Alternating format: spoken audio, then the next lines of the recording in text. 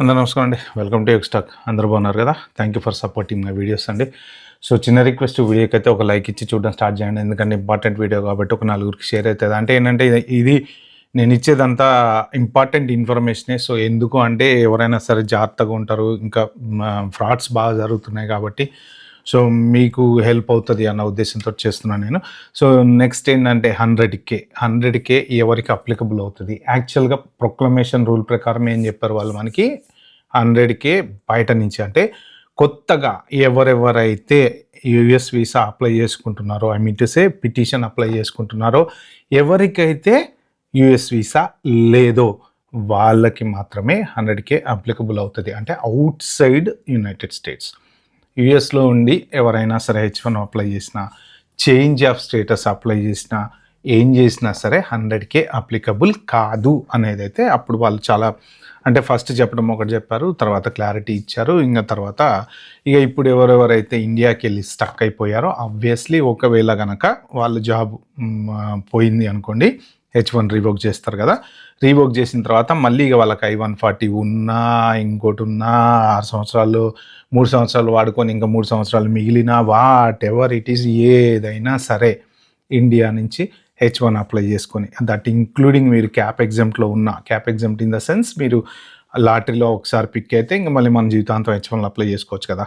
Okay, so ఆ rule ప్రకారం మీరు చేంజ్ ఆఫ్ ఎంప్లాయర్ ఇండియా నుంచి అప్లై చేసుకున్న 100K అయితే కట్టాల్సిందే, దాంట్లో డౌట్ అయితే ఏం లేదు. అయితే ఇప్పుడు కొత్తగా ఒక అటార్నీ వెబ్సైట్లో వాళ్ళు చాలా డీటెయిల్డ్గా రాశారనమాట దీని గురించి. ఏంటి అంటే కొత్తగా వాళ్ళు అన్ని కేసులకి 100K RFEలు చూస్తున్నారంట. ఏది H1B ఎక్స్టెన్షన్లకు కూడా. H1B ఎక్స్టెన్షన్ జనరల్గా ఇప్పుడు మనం రెగ్యులర్గా అప్లై చేస్తే యూఎస్లోనే ఉంటాము, అప్లై చేస్తాము. సో దానికి ఎందుకు 100K పడుతుంది?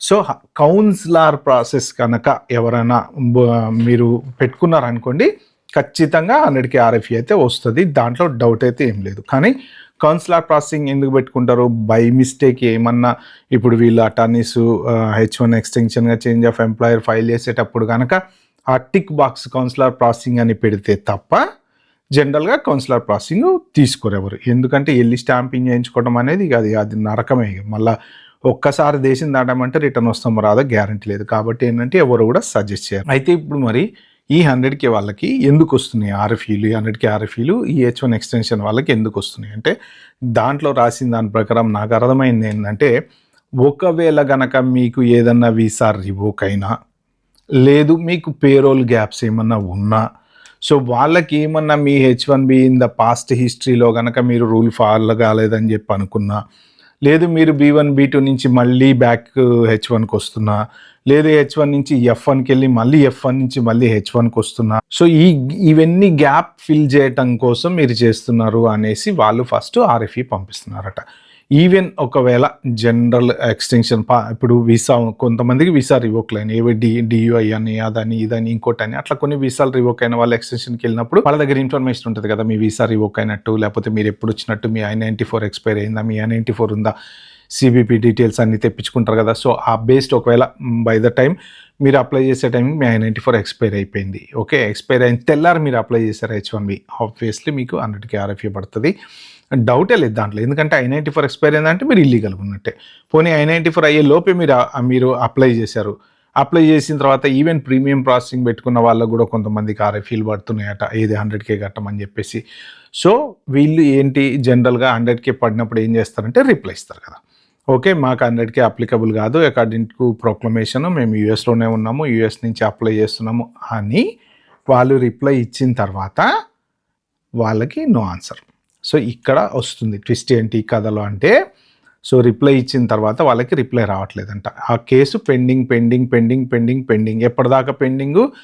వీసా ఎక్స్పైరీ అయ్యే వరకు మీ పాస్పోర్ట్లో. ఫర్ ఎగ్జాంపుల్ మీరు జనవరిలో H1 ఎక్స్టెన్షన్ అప్లై చేశారు, ఓకే, సో మీకు ఇమీడియట్గా RFE పడింది 100K కట్టాలని, మీరు రిప్లై ఇచ్చారు, మీ కంపెనీ మీ అటార్నీ రిప్లై ఇచ్చారు, మేబీ ఫిబ్రవరిలోనో ఎప్పుడో రిప్లై ఇచ్చారు, లేదు కట్టాల్సిన అవసరం లేదు, మాకు జాబ్ ఉంది, అన్నీ ఉన్నాయి, యూఎస్లోనే ఉన్నాం, వీసా ఉంది, అన్నీ పర్ఫెక్ట్గా ఉన్నాయని. సో దానికి ఇమ్మీడియట్గా వాళ్ళు ప్రాసెసింగ్కి రెస్పాన్స్ ఇవ్వాలి, అప్రూవ్ అయిందని చెప్పి రావాలి. సో అట్లా రావట్లేదు. ఏమవుతుంది అంటే ఇప్పుడు మీరు ఆల్రెడీ ఎగ్జిస్టింగ్ వీసా ఏదైతే ఉంటుందో అది ఏ మార్చిలోనో అదే ఏ ఏప్రిల్లోనో మేలోనో ఎక్స్పైర్ అయిపోతుంది అనుకుందాం. ఫర్ ఎగ్జాంపుల్ మీకు రిప్లై రాదు వాళ్ళ దగ్గర నుంచి. మే అయిపోయిన తర్వాత ఏమవుతుంది, మీ ఎగ్జిస్టింగ్ వీసా ఎక్స్పైరీ అయిపోతుంది. ఎక్స్పైరీ అయిపోయిందంటే మీ I-94 ఎక్స్పైరీ అయిపోతుంది. అప్పుడు వాళ్ళు డినయల్ పంపిస్తున్నారంట. సో ఇప్పుడు మీరేం చేయాలంటే ఎవరైనా సరే H1B ఎక్స్టెన్షన్లకు వెళ్ళే వాళ్ళు కానీ, చేంజ్ ఆఫ్ ఎంప్లాయర్కి వెళ్ళే వాళ్ళు కానీ, ఫస్ట్ ఆఫ్ ఆల్ మీరు అప్లై చేసిన తర్వాత కేసు పెండింగ్లో ఉన్నప్పుడు ట్రావెల్ చేయకండి. చాలామంది ఏంటంటే ఈ క్రూజ్ ట్రిప్లను, ఆ ట్రిప్లను, ఈ ట్రిప్లను, లేకపోతే అక్కడికి వెళ్ళటమో ఇక్కడికి వెళ్ళటమో, ఆ క్రూజ్ ట్రిప్లు కూడా ఏవో కొన్ని ఎంట్రీ ఎగ్జిట్ ప్రాబ్లమ్స్ కూడా వస్తున్నాయట. సో అది కూడా ఒకటి చూసుకోండి. ఎందుకంటే మీరు ఎగ్జిట్ అయినట్టు వస్తుంది కానీ ఎంట్రీ ఉండట్లేదంట. సో I-94 ఎంట్రీ అప్డేట్ అవ్వట్లేదట. సో దానివల్ల ఏంటంటే మీరు ఇల్లీగల్గా అమెరికాలో ఉన్నారని వాళ్ళు అనుకుంటున్నారట. సో ఇవన్నీ చాలా ఉన్నాయి, అది చూసుకోండి. సో దీనివల్ల కూడా ప్రాబ్లం రావచ్చు. మీరు కేసు పెండింగ్లో ఉన్నప్పుడు కన్నా ఒకవేళ ట్రావెల్ చేశారనుకోండి, సో వాళ్ళు కేసు అబాండెంట్ కింద తీసుకుంటారనమాట. అంటే ఇంకా అది ఖచ్చితంగా మీకు డినే అవుతుంది. సో అలాంటి సిచ్యువేషన్స్లలో RFE రావచ్చు. లేదు మీ LCAరు మీరు అన్నీ కరెక్ట్గా ఉన్నాయా లేవా, గ్యాప్స్ ఏమైనా ఉన్నాయా, గ్యాప్స్ సరిగ్గా ఉన్నాయా లేవా, మీరు అప్లై చేసే ముందే ఇవన్నీ చూసుకొని అప్లై చేసుకోండి. సో ఒకవేళ మీకు ఇట్లాంటి సిచ్యువేషన్లో మరి ఒకవేళ మీ అంత బాగానే ఉంది, మీ జాబ్ ఉంది, అన్నీ పర్ఫెక్ట్గా ఉన్నాయి, కానీ వాళ్ళు మీకు రిప్లై ఇచ్చే టైంకి RFEకి 100K రిప్లై ఇచ్చిన తర్వాత మీ వీసా ఎక్స్పైర్ అయిపోయిన తర్వాత ఏంటి పరిస్థితి అంటే H1 డినై చేయాల్సిన అవసరం లేదు, కానీ H1 ఇవ్వచ్చు, కౌన్సిలర్ పాసింగ్ ఇవ్వచ్చు. అప్పుడు మీరు ఇరుక్కుపోయినట్టు. ఒక్కసారి కౌన్సిలర్ పాసింగ్ పడింది అంటే 100K కట్టి వెనక్కి రావాలన్నమాట. సో అక్కడ మా ట్విస్ట్ ఏంటంటే అక్కడ దొరికిపోతున్నారు అనమాట అందరూ. సో ఇది 100% 100K పడదా, ప్రతి కేసుకి ప్రతి అటార్నీ దగ్గర అవుతుందా లేదా అంటే తెలియదు. కానీ జనరల్గా 1-2 వెబ్సైట్లలో మీరు గూగుల్లోకి వెళ్ళి సెర్చ్ చేసుకుంటే ఆబ్వియస్లీ ఆ లింక్ అక్కడికే తీసుకెళ్తుంది. ఈవెన్ ChatGPTలోకి వెళ్ళి చెక్ చేసుకున్నా కానీ ఆ లింక్ అక్కడికే తీసుకెళ్తుంది. బట్ మీరైతే ఖచ్చితంగా తెలుసుకోండి, వెరీ వెరీ ఇంపార్టెంట్. ఎందుకంటే అంత అప్లై చేసిన తర్వాత 100K అంటే ఇప్పుడు లైఫ్ అంతా సెటిల్ అయిపోయి ఒక పిల్లలు స్కూల్కి పోతుంటారు, మనం ఏదో మంచి జాబ్ చేసుకుంటూ ఉంటాము, సడన్గా ఇప్పుడు వాళ్ళు 100K కట్టమంటే కౌన్సిలర్ ప్రాసెసింగ్ ఇస్తే అప్పుడు పరిస్థితి ఏంటి? అప్పుడు వెళ్ళాలి కదా, చచ్చినట్టు వెళ్ళాలి. ఇప్పుడు వెళ్ళకుండా అయితే ఉండలేము కదా. సో స్టాంపింగ్ చేయించుకోవాల్సిందే, రావాల్సిందే. ఎందుకు H1B ఎక్స్టెన్షన్ మన వర్క్ అవ్వాలి అంటే వెళ్ళి చేయించుకొని రావాలన్నమాట.